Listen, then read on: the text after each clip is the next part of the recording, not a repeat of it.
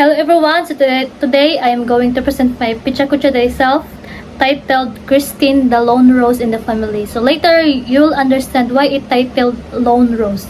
So the word lone is lonely, alone, and rose is unique, beautiful, and beautiful. So this is me. So those who don't know me, I am Christine Miti Paler. I'm currently living at Paroxing Calzalovia, Talakog, Agusan del Sur. My place of birth, Labnig, Talacogun, Agusan del Sur. So currently I am a standing first year student at St. Francis Xavier College.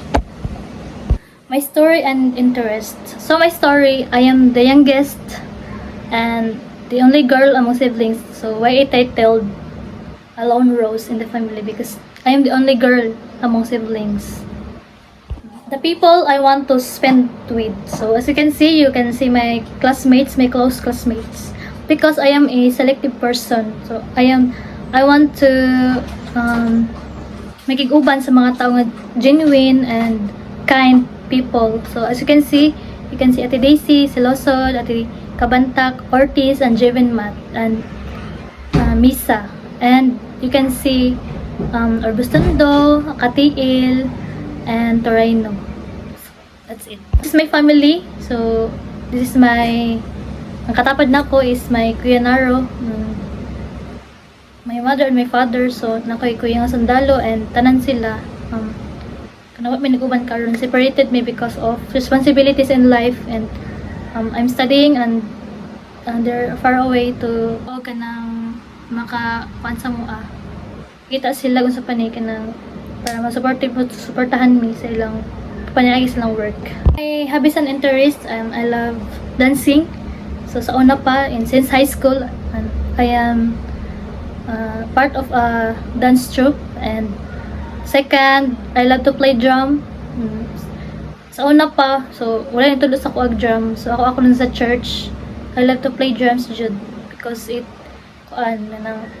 makes my day light.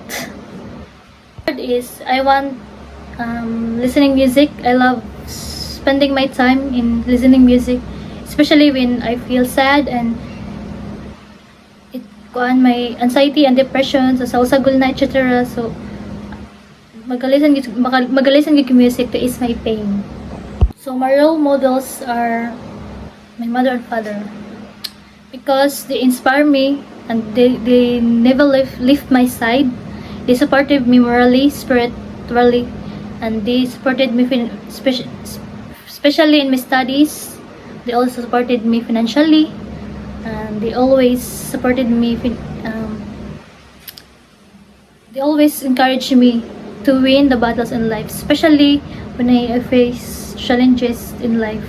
So my personal mantra and philosophy: progress over perfection. So in life,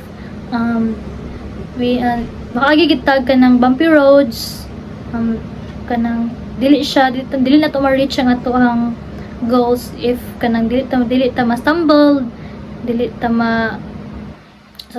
tagi kalisod. So we can